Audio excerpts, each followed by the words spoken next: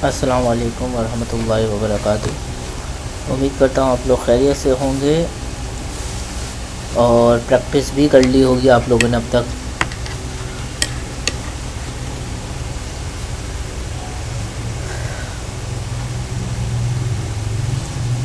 Practice कैसी जा रही है आप लोगों की? प्रैक्टिस से यही फ़ायदा होता है कि बहुत सारी चीज़ें जो है वो क्लियर हो जाती हैं। लास्ट क्लास में कुछ भी नहीं पढ़ाया था, जस्ट रिवीजन था और जो असाइनमेंट मैंने आप लोगों को बनाने के लिए दिया था वो असाइनमेंट ऑनलाइन चेक किया था मैंने तमाम स्टूडेंट्स का, और उसमें जो जो गलतियाँ थी वो समझाई थी मैंने। अच्छा, तो मैंने ग्रुप पे पोस्ट कर दो ना। मैंने ग्रुप ओपन इसीलिए ही किया है कि अब आप लोगों के जो इश्यूज़ हैं वो डायरेक्टली आप पोस्ट करें, कोई भी जवाब दे देगा। मैं खुद अगर फ्री होऊंगा तो मैं जवाब दे दूंगा। तो आप लोगों को अगर कोई मसला आ रहा है तो आप फ़ौरन से ग्रुप पे डाल दें और उसका जवाब दे दूंगा मैं, ठीक है। एरर तो आते रहेंगे आप लोगों को टर्मिनल के साथ, क्योंकि अभी आपकी इब्तिदा है, शुरुआत है, अभी आप स्टार्ट कर रहे हैं, तो ये मसले चलते रहेंगे, कोई इशू नहीं है इसमें। अच्छा, तो आज का जो हमारा टॉपिक था उसमें जो है वो, अगर आप लोगों को सब क्लियर है तो हम आगे बढ़ते हैं, ठीक है।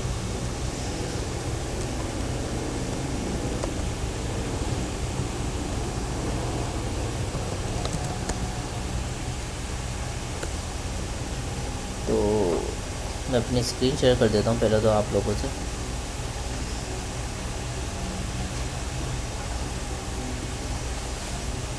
ठीक है,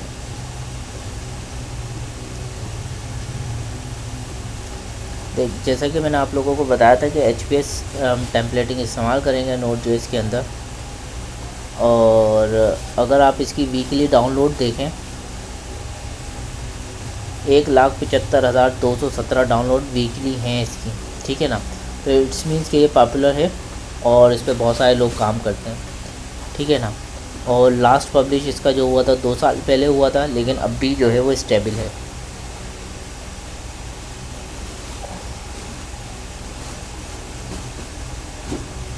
ये सब हम लोगों ने ऑलरेडी कर लिया है। ये सब जितनी भी कॉन्फ़िगरेशन है, इंस्टॉलेशन से लेकर जितनी भी सेटिंग्स है, ये बाय डिफ़ॉल्ट हमें एक्सप्रेस ने प्रोवाइड की है, ठीक है।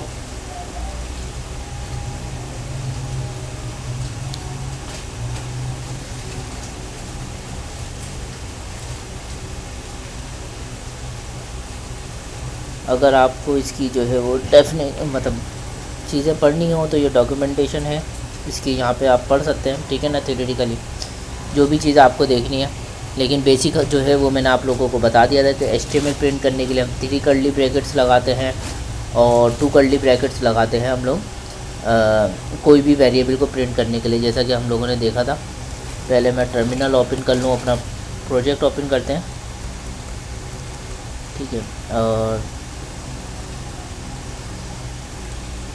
CD डेस्कटॉप के अंदर था हमारा, और इसके साथ था Node.js, उसके अंदर था माई ऐप, और इसको कोड एडिटर में खोल लेते हैं अपन। ये हमारा प्रोजेक्ट आ गया और ये हम वेरिएबल प्रिंट करने के लिए इस्तेमाल कर रहे थे, जैसा कि मैंने पहले भी बताया था। और ये जो है हम लोग HTML प्रिंट कराने के लिए, जब भी आपको HTML भेजेंगे तो वो ट्रिपल कर्ली ब्रैकेट्स के साथ आप प्रिंट करा सकेंगे, ठीक है ना। और जो मैं आपको बता रहा था कि इसकी सेटिंग हुई हुई है ऑलरेडी कि HBS इंजन चलेगा, वो हमने यहाँ पे डिफ़ाइन किया हुआ है सारा, ठीक है। वो हमने सब कुछ यहाँ पे डिफ़ाइन किया हुआ है कि कौन सा व्यू इंजन हम इस्तेमाल कर रहे हैं, HBS।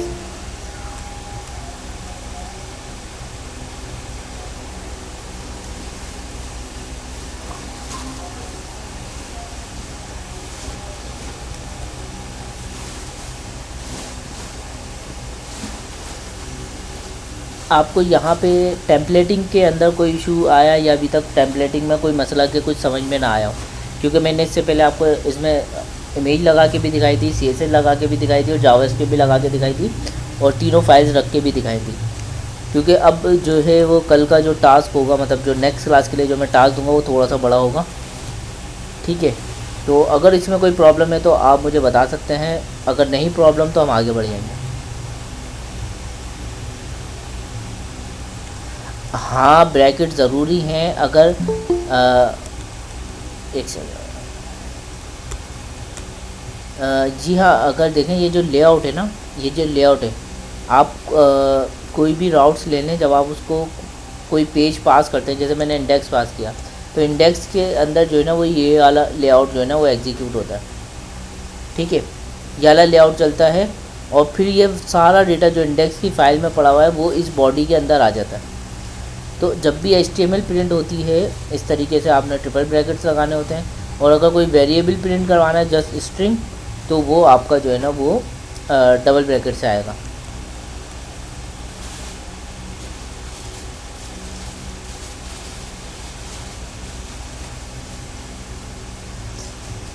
हाँ वो आपने जो बात करी वो आपने जो है वो फंक्शन के अंदर लगाया होगा ना शहजा, आपने यहाँ पे लिखा होगा index.hps या index.html, जो भी आपने अपनी फ़ाइल का एक्सटेंशन रखा होगा, तो वो ये प्रिंट हो गई होगी।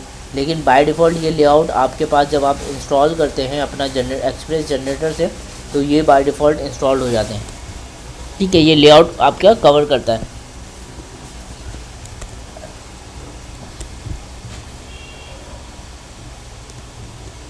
अच्छा मैं देख लूँ एक दफ़ा, इसमें और कोई बात बताने की है तो मैं बता देता हूँ।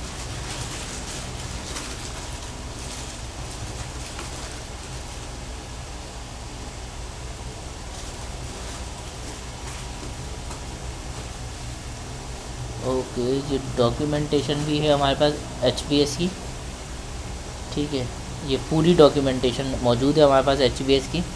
तो हम इसको एक बार गो थ्रू कर लेते हैं। जैसा कि मैंने आपको बताया, कोई वेरिएबल आप वहाँ से अपने कंट्रोलर से भेज रहे हैं, तो वो यहाँ पे डिस्प्ले करवाने के लिए आप डबल ब्रैकेट्स करते हैं। जैसे कि मैं यहाँ पे भेजता हूँ और इसको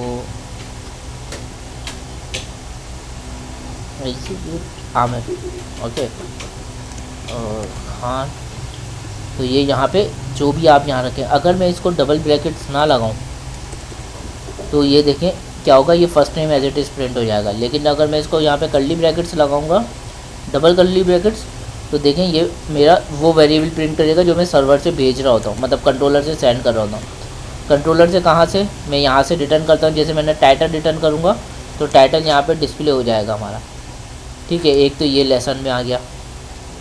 अच्छा और देखते हैं, अच्छा इंस्टॉलेशन का तरीका हम लोगों ने देख लिया, हम npm से इंस्टॉल कर सकते हैं इसको, और अगर कोई ऑब्जेक्ट्स में से वैल्यू निकालनी है तो वो भी आप निकाल सकते हैं, क्योंकि एज अ वेरिएबल ही काम कर रहा है। ये तो सारी बातें बात की हैं।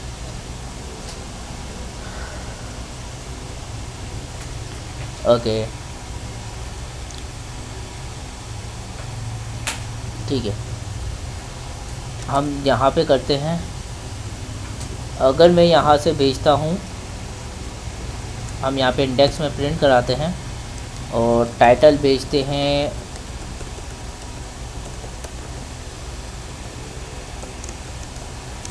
माय नोड, ठीक है।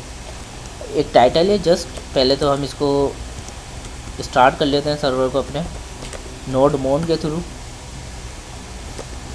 नोड मोन, ठीक है, कंट्रोल T लोकल होस्ट, और हमारा जो टाइटल आ रहा है ये देखें माय नोड, मेरा टाइटल आ गया।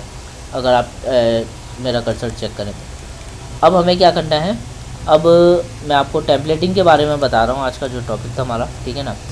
अब अगर आप भेजते हैं एक यूज़र, ठीक है, और यूज़र एक ऑब्जेक्ट है, आपको पता है ऑब्जेक्ट क्या होता है, ठीक है ना। यूज़र के एक ऑब्जेक्ट है, उसके अंदर है आपका फर्स्ट नेम,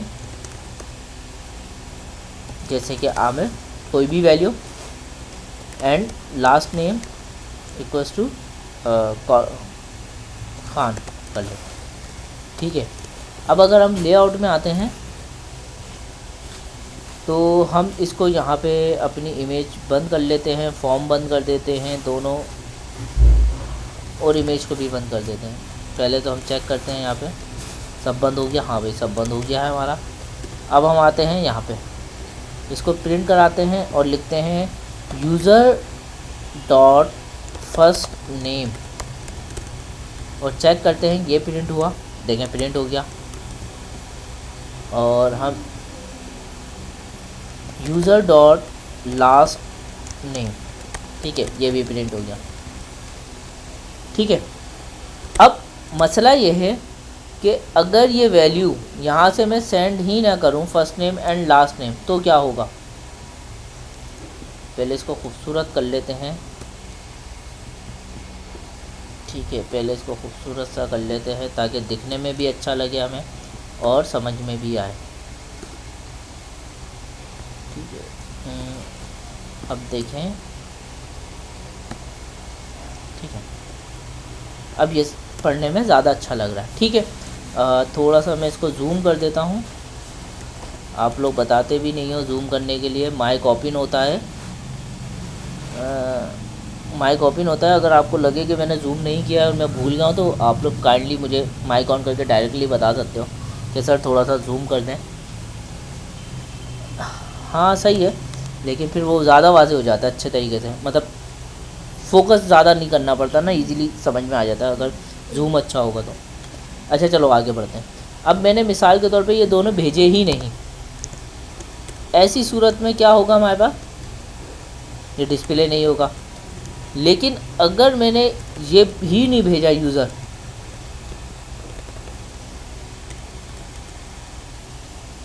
तो भी मेरे पास ये चीज़ प्रिंट नहीं होगी।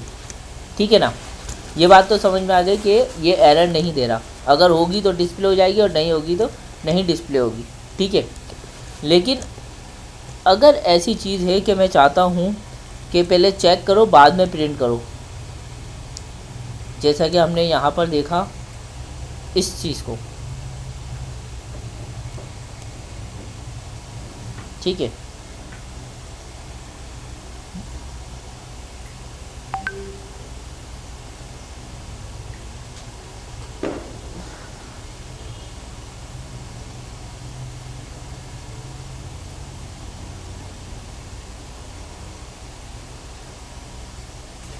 जी ठीक है।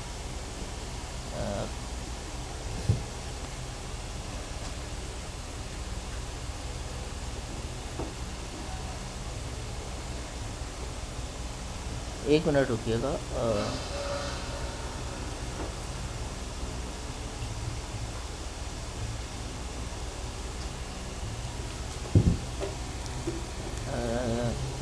अच्छा, अब मिसाल के तौर पे आप चाहते ये हैं कि किसी ऑब्जेक्ट में से जो है वो वैल्यूज़ निकाली जाएं, जैसा कि हमने वहाँ पे देखा, तो उसके लिए आप curly brackets hash and with के साथ आप यूज़र लगाएंगे, जैसा कि हम लोगों ने यहाँ पे भी चेक किया। इसको बंद कर देते हैं, इसको भी बंद कर देते हैं, ये आपके पूरी डॉक्यूमेंटेशन है। अच्छा, मैं आपको HBS सिखा रहा हूँ सिर्फ, लेकिन अगर आप HBS से जेड की तरफ जाना चाहते हैं, मुस्टैशे की तरफ जाना चाहते हैं, या दूसरी टेम्पलेटिंग की तरफ, पैकेजेस की तरफ जाना चाहते हैं, तो आप इजीली जा सकते हैं। आप देखेंगे कि सबके अंदर लिखने का पैटर्न ऑलमोस्ट सेम होगा, तरीका ऑलमोस्ट सेम होगा, वेरिएबल की प्रिंटिंग का तरीका बिल्कुल सेम होगा। ठीक है ना, तो इसमें कोई मसला नहीं होगा।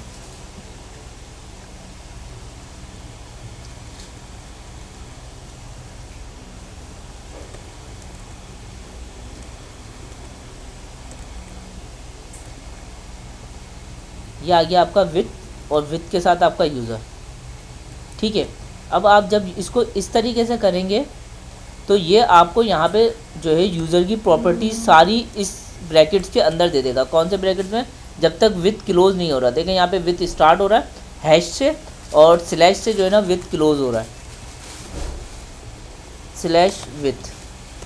ये यहाँ पे विथ आपका स्टार्ट हुआ और यहाँ पे आपका क्लोज हो गया।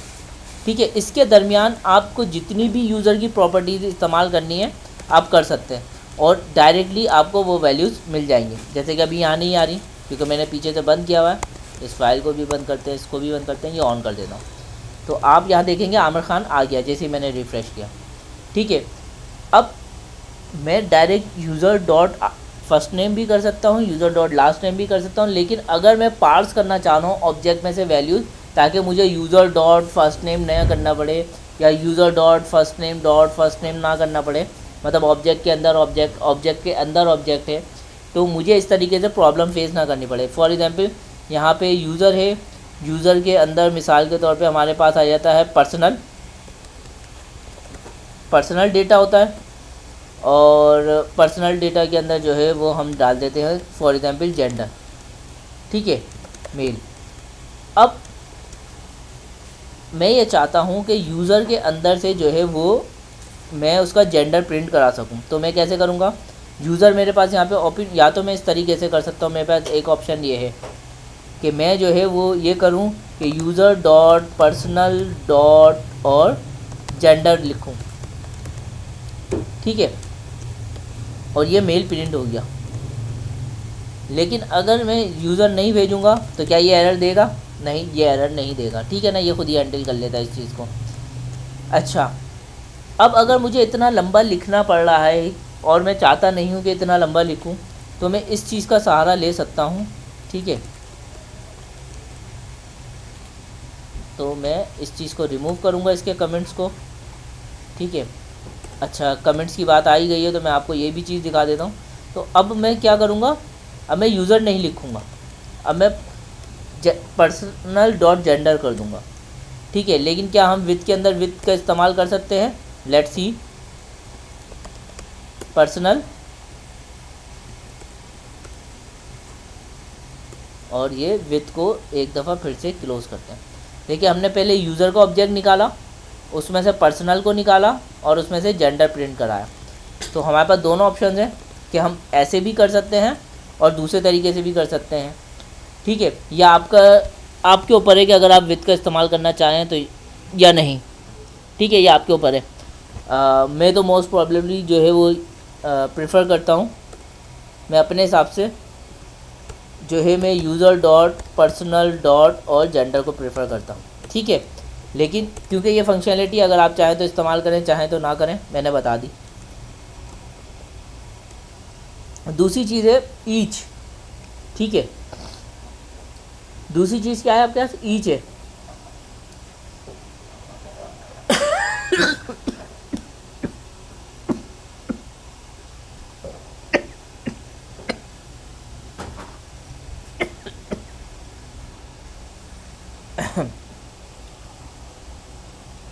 अच्छा, ईच क्या करता है? जैसे आपने फॉर ईच पढ़ा है जावास्क्रिप्ट में, सेम एज इट इज़ जो है ना, फॉर ईच आपका यही काम करता है। क्या करता है? फॉर ईच आपका सेम काम करता है कि आपका जो फॉर ईच होता है जावास्क्रिप्ट में वो एरे पे आइटरेशन करता है। इसी तरीके से यहाँ पे जो हमारे पास फॉर ईच है वो भी आइटरेशन ही परफॉर्म कर रहा है। इसको चेक करते हैं कैसे। अब हमें वहाँ से कोई एरे भेजना पड़ेगा, हम कोई एरे भेजते हैं। फॉर एग्ज़ाम्पल जैसे उन्होंने वहाँ पे पीपल्स का भेजा है, हम यहाँ पर जो है वो उसी की एग्जाम्पल ले लेते हैं, ठीक है। और उस एरे के अंदर हम कुछ नाम डाल देते हैं, आमिर, ठीक है, सदाकत और अली, ठीक है। मैंने 3 नाम डाल दिए अभी फ़िलहाल के लिए। अब यहाँ पे क्या करते हैं हम लोग? यहाँ पे उसको प्रिंट कराते हैं, डबल ब्रैकेट्स हैश। जब भी कोई कीवर्ड हमने ऑब्ज़र्व किया, जब भी कोई कीवर्ड का इस्तेमाल कर रहे हैं जैसे विथ, ईच, तो हमें कर्ली ब्रैकेट्स के बाद हैश लगाना पड़ता है, ईच, ठीक है। वो वेरिएबल जो हम यूज़ करने वाले हैं, पीपल्स, क्या स्पेलिंग दी थी हमने? ओके, कॉपी पेस्ट, और इसको बंद करने के लिए हम क्या करेंगे? ईच, ऐसा ही है, जी हाँ बिल्कुल ऐसा। तो हमें पता चला कोई भी टैग ओपन करने के लिए, जैसे विथ का टैग ओपन करना है तो हमने जो है वो हैश लगाना है, और क्लोज़ करना है तो स्लैश लगाना है कर्ली ब्रैकेट्स के बाद। तो ये बात तो हमारे जहन में क्लियर हो गई। अच्छा, एक चीज़ और थी, ये कमेंट्स, ठीक है। हमें जब कमेंट्स देना है HBS में तो हम कैसे देंगे? कर्ली ब्रैकेट्स दोनों तरफ से डबल, ठीक है, और पहले नॉट का सिंबल और 2 डैश स्पेस 2 डैश, इसके बीच में आप जो भी कुछ लिखेंगे वो आपका डिस्प्ले नहीं होगा, ठीक है। तो ये हमारे पास मल्टी लाइन कमेंट या सिंगल लाइन कमेंट के लिए आप ये यूज़ कर सकते हो। आगे टॉपिक आएगा वैसे इसमें अंदर कमेंट्स का भी, ठीक है। आगे बढ़ते हैं थोड़ा सा। अच्छा, ये पीपल्स का एरे है, हम इसको जो है वो प्रिंट करवा देते हैं H1 के अंदर और दिस करके, ठीक है। हमने दिस किया, दिस का मतलब है इसकी जो भी वैल्यू आएगी वो हमें यहाँ मिल जाएगी। इसको प्रिंट करके देखते हैं, आमिर, सदाकत, अली, ये तीनों प्रिंट होगा।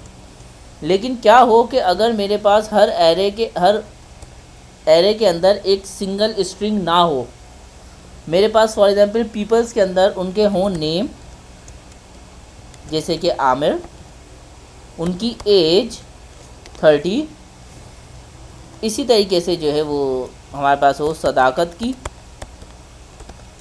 ठीक है।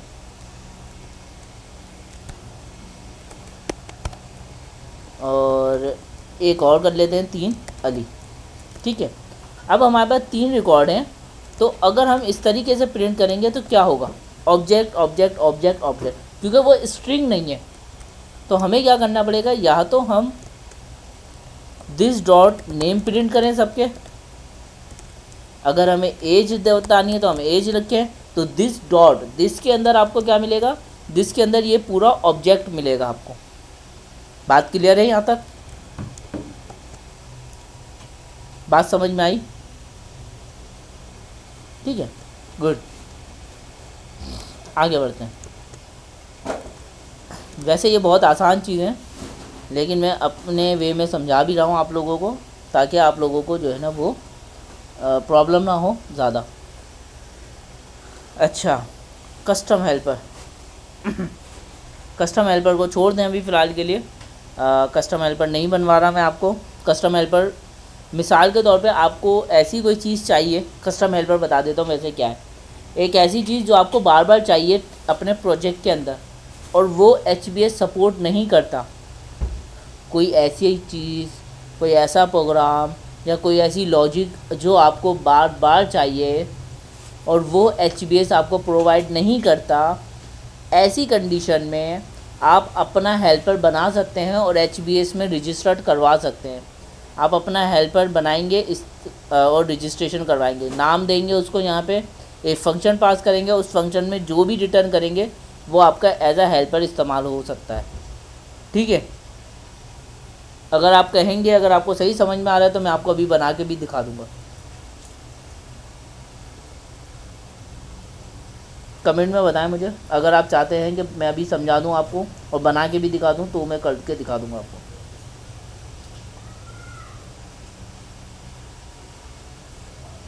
ठीक है, मैं बताता हूँ।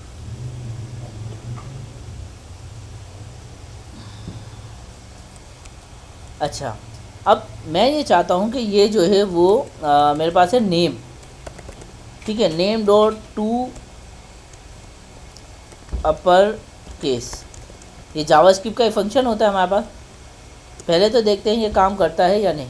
इसने काम नहीं करा, क्योंकि ये जावास्क्रिप्ट नहीं है, ये हमारे पास HTML फाइल है जो HTML प्रोड्यूस करती है। तो इसने मुझे क्या किया, इसने मुझे एरर दिया, क्योंकि ये जावास्क्रिप्ट नहीं है, टू अपर केस का, ठीक है ना, उसको ये फंक्शन नहीं मिला। अब हमें ये जो है इसको कैपिटल में दिखाना है। मैं चाहता ही नहीं हूँ कि हर एक का जो नाम आ रहा है आमिर, उसमें MIR स्मॉल आई, मैं चाहता हूँ वो सब कैपिटल में आना चाहिए नेम। तो मैं उसके लिए जो है वो एक फ़ंक्शन बनाऊँगा, ठीक है। यह हम एक तरीके से एक फ़ंक्शन बनाएंगे और उसको रजिस्टर्ड करवाएंगे।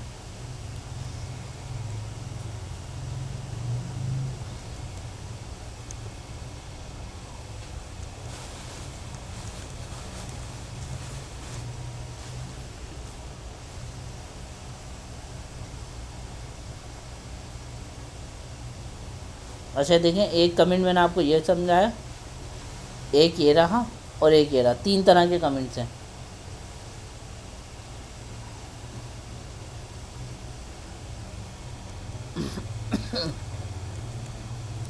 अच्छा, हम जाते हैं app.js में और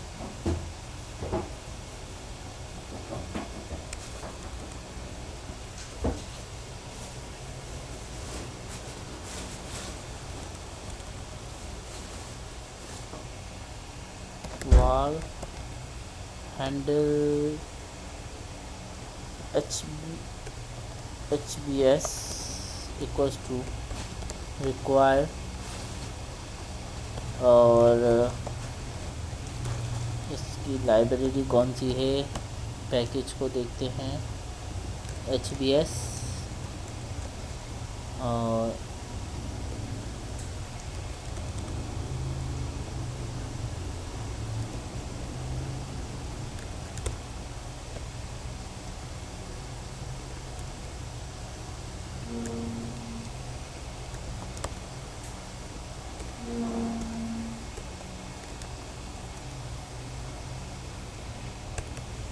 और हम इसको कर देते हैं लाउड की जगह अपर कर देते हैं, ठीक है, या अपर केस कर देते हैं।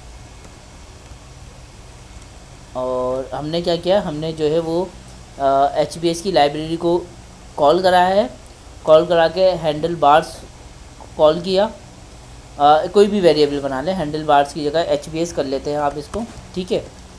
और यहाँ भी भले आप चाहें तो HBS कर दें। और आपने उसके अंदर एक फंक्शन था रजिस्टर्ड हेल्पर का, और कोई भी नाम जिस नाम से आपको याद रहे कि ये फंक्शन क्या करता है, टू अपर के, उसमें आपने जो वैल्यू उठाई है, जो वैल्यू स्ट्रिंग करके उठाई है, जो भी वैल्यू आप यहाँ देंगे, मिसाल के तौर पे मैं यहाँ पे करता हूँ इसको लाउड, ठीक है, और यहाँ पे जो है इस फंक्शन का नाम करता हूँ लाउड फॉर एग्जांपल। तो जैसे ही मैंने लाउड लिखा, लाउड के बाद जो भी वैल्यू होगी वो मेरी यहाँ पे आ जाएगी, ठीक है। कैसे पता मुझे, मैं इसको कंसोल करके दिखाऊंगा आप लोगों को, console.log, और इनसाइड लाउड फंक्शन, ठीक है, हम इसको प्रिंट भी करेंगे, और फिर ये यहाँ से उसको अपर केस करेगी, इन जावास्क्रिप्ट के अंदर वो इसको अपर केस करेगी और रिटर्न करेगी, जो भी वैल्यू रिटर्न होगी वो यहाँ पे प्रिंट हो जाएगी, ठीक है।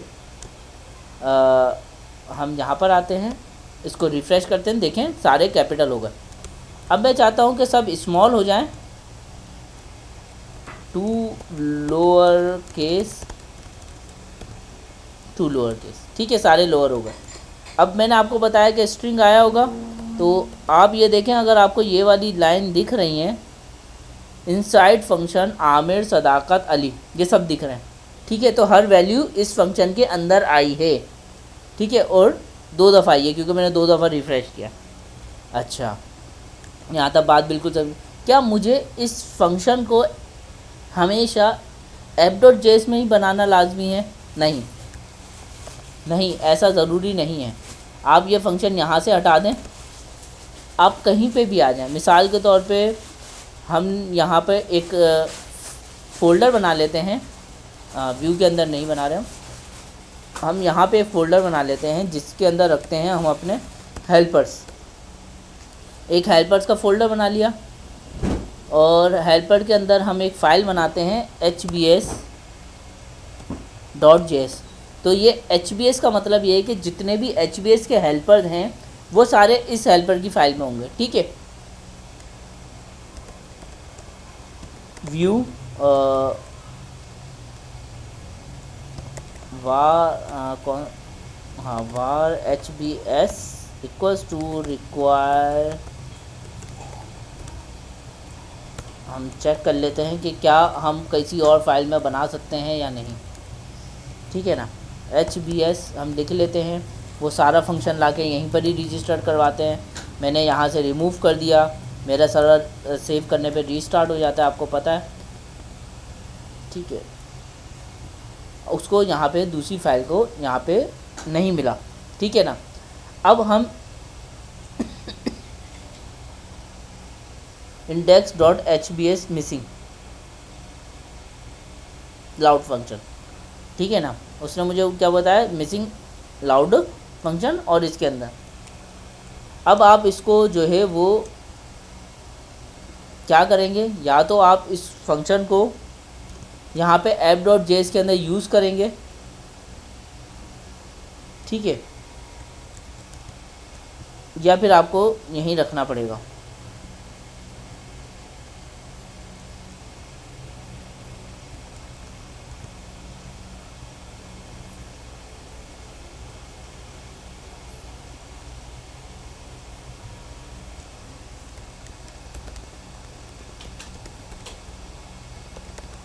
हम एक चीज़ और करके देख लेते हैं। हम इस फाइल को helpers/hbs को हम यहाँ पे इंक्लूड करा के देख लेते हैं और फिर रिफ़्रेश करते हैं। तो हमारा प्रिंट तो हुआ और काम भी करा, ठीक है ना। 2 अपर केस करते हैं, ठीक है। तो आपने एक फ़ाइल बनाई, आपने सब चीज़ों को वहाँ पे रखा, रजिस्टर्ड करवाने के बाद उस फाइल को, हेल्पर्स की जो भी फाइल थी उसको आपने यहाँ पे लाके app.js में डाल दिया। तो इससे क्या हुआ, वो जो भी आपका HBS का हेल्पर थे वो सारे यहाँ पे रजिस्टर्ड हो जाएंगे। अगर मैं यहाँ पे दूसरा हेल्पर बनाऊँ, जैसे इसको अपर कर देते हैं, इसको अपर कर देते हैं और इसको जो है वो लोअर कर देते हैं, और वहाँ पे जाके हम लोग इसको लाउड से हटा के अपर करते हैं और प्रिंट कराते हैं। ये अपर में प्रिंट हो रहा है, और लोअर कराते हैं और चेक करते हैं ये लोअर में प्रिंट हो रहा है या नहीं। लोअर की स्पेलिंग सही है हमारी, अपर एंड लोअर। अच्छा, मैंने जो है वो 2 लोअर,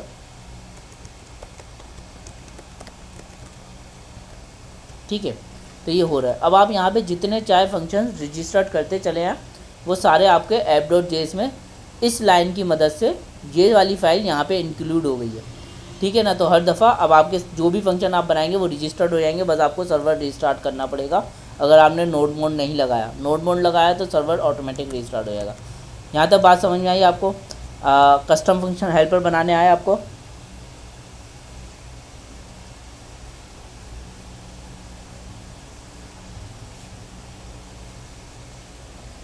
अब एक चीज़ और समझते हैं। मैं चाहता हूँ ये हूँ कि मैं H1 ना लगाऊँ और मैं इसको बोलता हूँ कि ये हेडिंग हो जाए। जैसे मैं इसको कहता हूँ H1 और चेक करते हैं पहले H1 इसमें मौजूद है ऑलरेडी, नहीं है, ठीक है ना। अगर मैं कहता हूँ कि ये H1 हो जाए तो मैं इसका नाम देता हूँ H1 और ट्राई करते हैं कि क्या ये वैल्यू H1 हो सकती है। तो हमारे पास हेडिंग है, हम ये भी हटा देते हैं और कॉन्कैटिनेट करते हैं और प्रिंट करा के देखते हैं क्या मेरी HTML प्रिंट होगी यहाँ पे या नहीं, या एज अ स्ट्रिंग कंसीडर होगी, ठीक है। इसको कॉपी करते हैं और स्ट्रिंग के साथ जो है वो यहाँ पे सेव कराया, रिफ़्रेश किया, एज अ स्ट्रिंग प्रिंट हो गया, एज अ स्ट्रिंग प्रिंट हो गया। लेकिन क्या मैं यहाँ पे कर्ली एक और बढ़ाऊँगा, क्या ये काम करेगा? यस, ये काम कर रहा है, ठीक है। अब अगर मुझे पता है कि मेरा ये हेल्पर जो है वो HTML रिटर्न कर रहा है, तो मैं इसके साथ 3 ब्रैकेट्स लगाऊंगा। अगर मुझे पता है कि ये स्ट्रिंग रिटर्न करेगा तो मैं इसके साथ 2 लगाऊंगा। तो जब मैं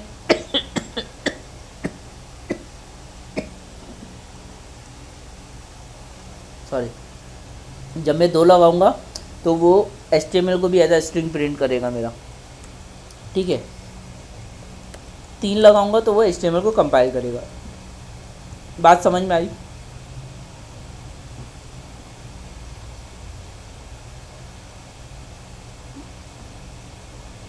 हाँ, वही तो समझा रहा था कि वो एज अ स्ट्रिंग ले रहा है, क्योंकि डबल ब्रैकेट्स लगाया था हमने। अब ट्रिपल लगाएंगे तो वो उसको कंपाइल कर देगा एज अ HTML।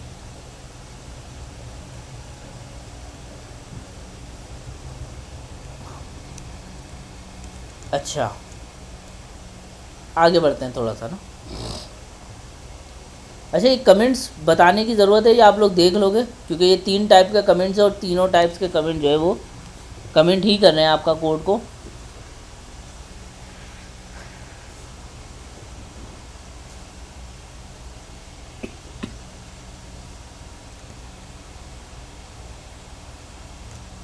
अच्छा, अब आते हैं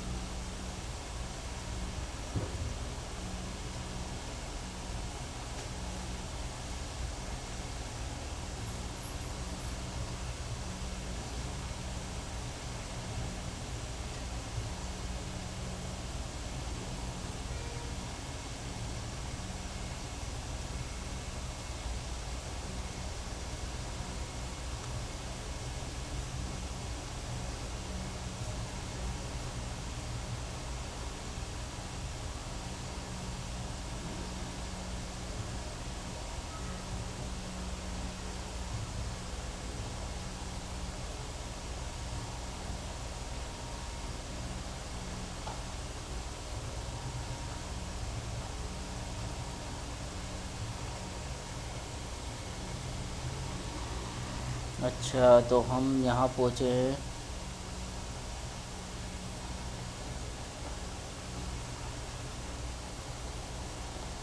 स्कैप स्पेशल करेक्टर्स, और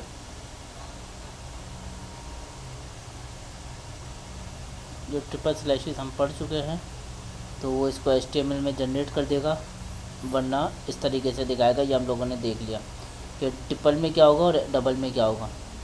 डबल में वो एज स्ट्रिंग प्रिंट कर देगा और ट्रिपल के अंदर उनको कन्वर्ट कर देगा। ये वाले करेक्टर्स को भी। अच्छा,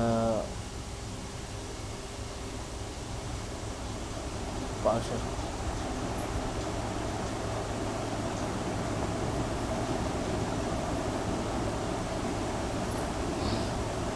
ओके।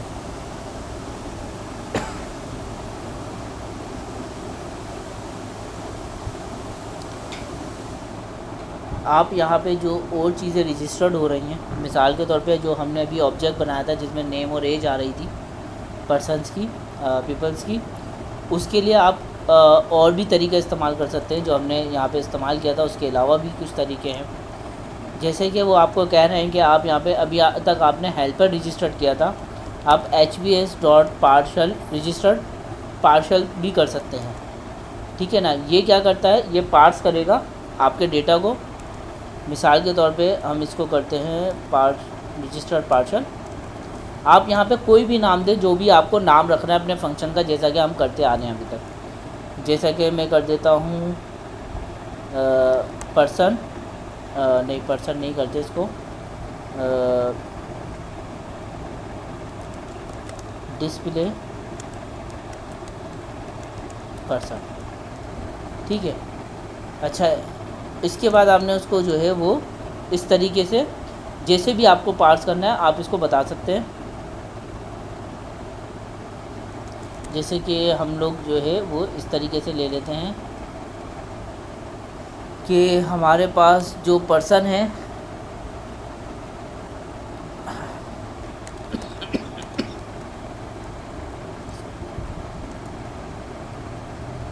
नेम, एज, और वो इस तरीके से प्रिंट करा देगा।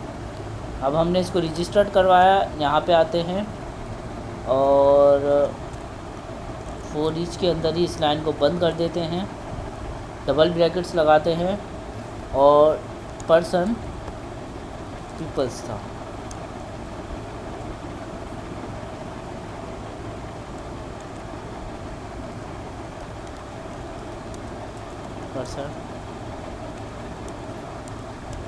Person equals to and question mark. पहले देखते हैं हमारी वैल्यू प्रिंट हुई या नहीं।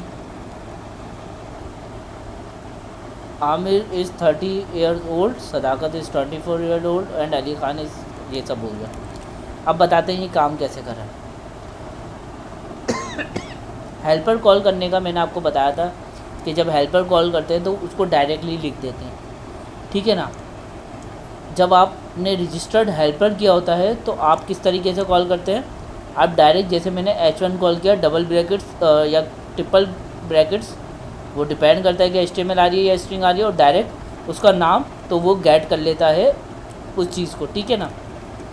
लेकिन अगर आपने पार्शल बनाया है, पार्शल क्या करता है कि वो आपको रिटर्न तो देता है लेकिन ऑब्जेक्ट में से वैल्यू निकाल रहे हैं आप, या इस तरीके से कर रहे हैं।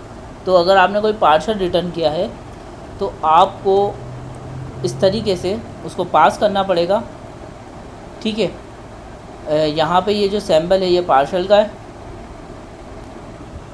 ग्रेटर देन का साइन है आपके पास, और जो वैल्यू प्रिंट करवानी है वो यहाँ से, ठीक है। ये इसके लिखने का तरीका है कि स्टार्ट में ये चीज़ आएगी और एंड में जो है वो इक्वल टू एंड डॉट आएगा।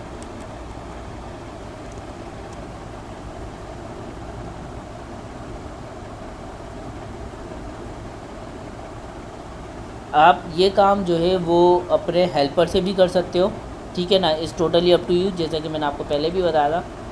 अगर आप इसकी जगह अपना पर्सन की जगह अगर आप याला यूज़ करते हैं H1, और इसमें भी ऐसे ही प्रिंट करवाना चाहते हैं, दिस पास करते हैं तो चेक करते हैं क्या हम इसमें कर सकते हैं। तो हम इसमें करते हैं स्ट्रिंग की जगह डॉट नेम, एक काम करते हैं, इसको हटाते हैं H1 को और ये ब्रैकेट लगाते हैं।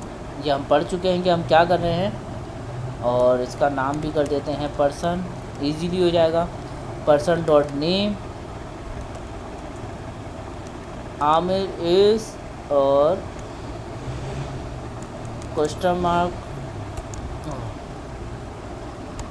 पर्सन डॉट एज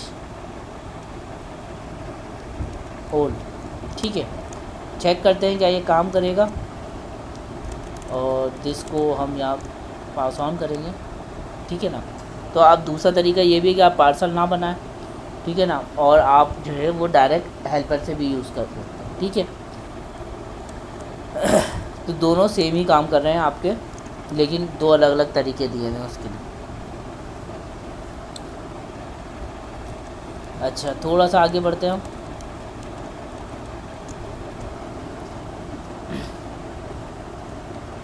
अच्छा, पार्शल आ गया, HTML आ गई, बिल्ट इन हेल्पर्स आ गए।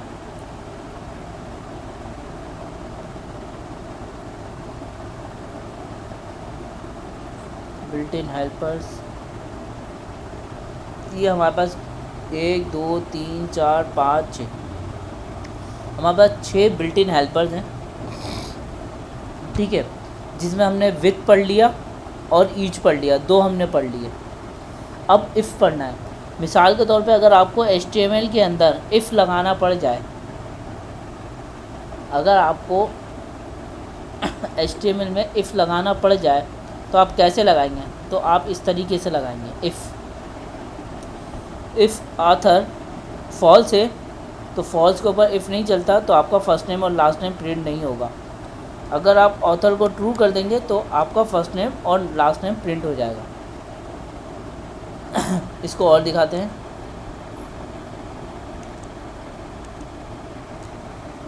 इसको हम प्रैक्टिस करके एक दफ़ा देखेंगे, और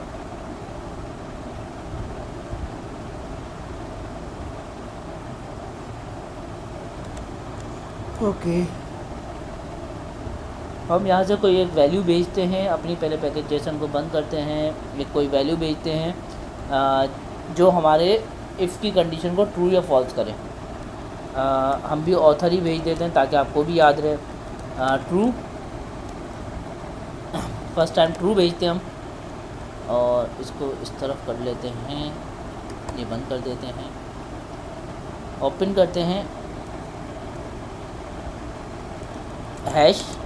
ये हमारे जो है वो हेल्पर की निशानी है, जैसा कि हम लोग करते आ रहे हैं अभी तक। इफ़ ऑथर, अगर ये ट्रू है, और इफ़, ये हमारा जो है वो बॉडी आ गई। अब इसके अंदर आप जो चाहे प्रिंट कराएं। इफ़ अगर ये ट्रू है तो यहाँ पे क्या करें, यहाँ पे H1 कर दें ऑथर। ठीक है, हम चेक करेंगे तो हमारा ऑथर प्रिंट हो गया। लेकिन अगर हम यहाँ से फॉल्स भेजते हैं तो ऐसी कंडीशन में क्या होगा, ऑथर प्रिंट नहीं होगा। तो हम चाहते हैं कि जब ये आए तो ऑथर प्रिंट हो, एल्स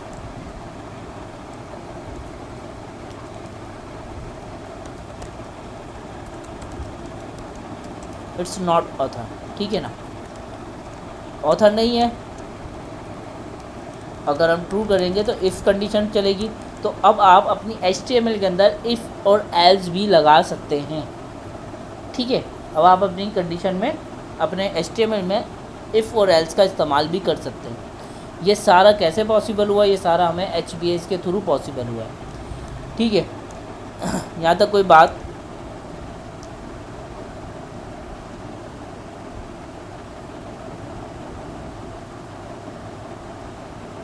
यहाँ तक समझ में आई बात आपको? ओके,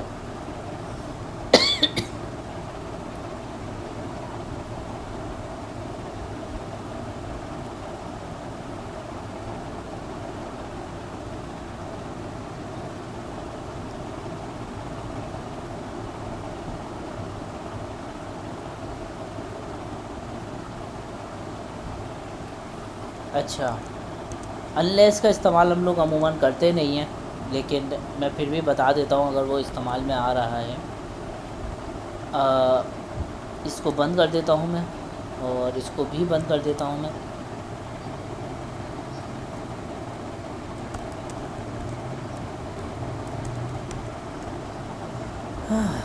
अच्छा, अनलेस ऑथर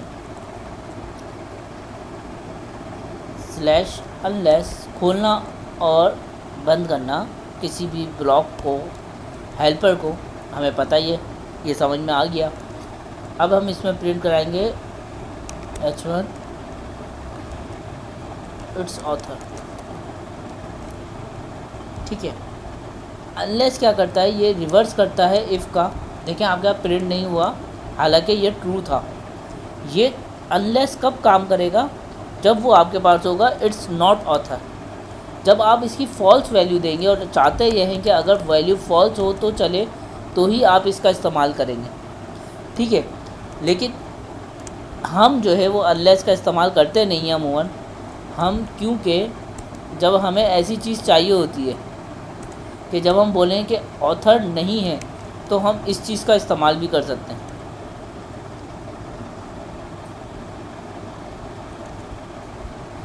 ओके, इसके अंदर अच्छा, सॉरी माय बैड, इसके अंदर ये वाला सिंबल काम नहीं करेगा, इस वजह से ये अनलेस आया है। मैं जावास्क्रिप्ट समझ रहा था। ठीक है ना, ये HBase है, यहाँ पे जावास्क्रिप्ट वाली कंडीशन काम नहीं कर रही, ऑथर नहीं है। लेकिन अगर मैं इसको ट्रू करूँगा तो सिर्फ इफ़ चलेगा।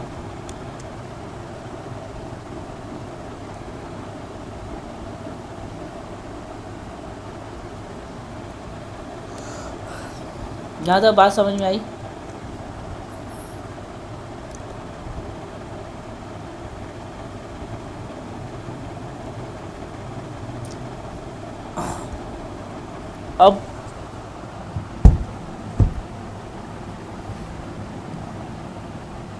अब अगर आप लोगों को टेम्पलेटिंग समझ में आ गई है, और तो आपने करनी है इसकी प्रैक्टिस।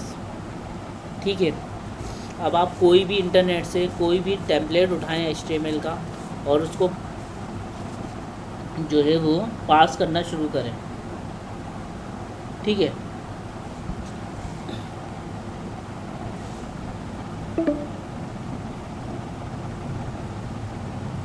क्योंकि जब आप टेम्पलेट पार्स कर लेंगे तो उसके बाद हम जो है वो उस पर मूव करना, एक पेज से दूसरे पेज पे जाना, और फिर उसके बाद डेटा को रेंडर करना, ये सब समझेंगे। सेशन समझेंगे नेक्स्ट क्लास में इंशाल्लाह। और सेशंस के बाद जो है वो फिर हम लोग डेटाबेस की तरफ आएंगे, छोटे छोटे टॉपिक्स करते हुए।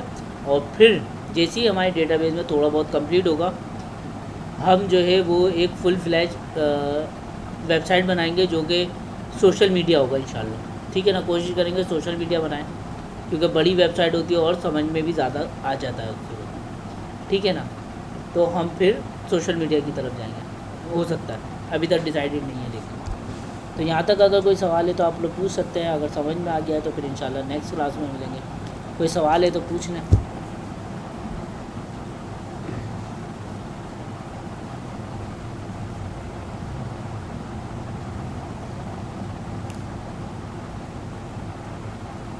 जी हाँ, क्योंकि टेम्पलेटिंग का टॉपिक अच्छे से हो गया है, तो इसका फ़ायदा आप लोगों को होगा जब आप लोग वेबसाइट बनाओगे इंशाल्लाह। आप लोगों को करना ये है कि आप टेम्पलेटिंग करनी है। इन सारी चीज़ों को 2 दफ़ा, एटलीस्ट 2 दफ़ा खुद से ट्राई करिएगा घर पे देख देख के। तो आप लोगों को जब आप खुद हाथ से कोड लिखते हैं ना, तो आपको देखी हुई चीज़ याद हो जाती है, और जब दूसरी तीसरी दफ़ा करते हैं ना तो वो आपके लिए और इजी हो जाती है और कॉन्सेप्ट क्लियर होना शुरू हो जाता है आपको। अब अगर आपने आज मेरी बात सुनी कि जो है हेल्पर जो है आपके जो बिल्ट इन हेल्पर HBase हमें प्रोवाइड करता है, ये हेल्पर आपने सुना, आपको समझ में आ गया। लेकिन अगर आप एक हफ़्ते बाद इसकी प्रैक्टिस करने बैठोगे, आपको याद भी नहीं आएगा कि कैसे ओपन होता है और कैसे क्लोज़ होता है। तो प्रैक्टिस इसकी जो है वो कोशिश क्या करें, विदिन 48 आवर्स के अंदर कर लें। एक प्रैक्टिस तो विदिन 48 आवर्स कर लें, और सेकंड प्रैक्टिस जो है ना वो विद इन द वीक हो जाए, तो आपके लिए ये बहुत अच्छा होगा।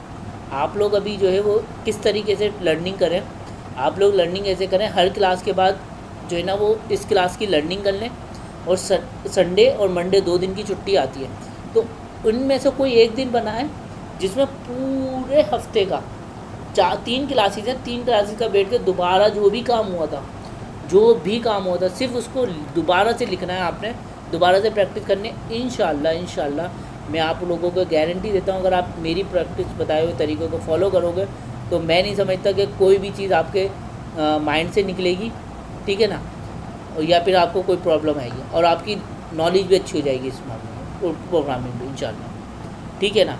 नेक्स्ट क्लास में मिलते हैं, जब तक अपना ख्याल रखिएगा, अल्लाह हाफ़िज़।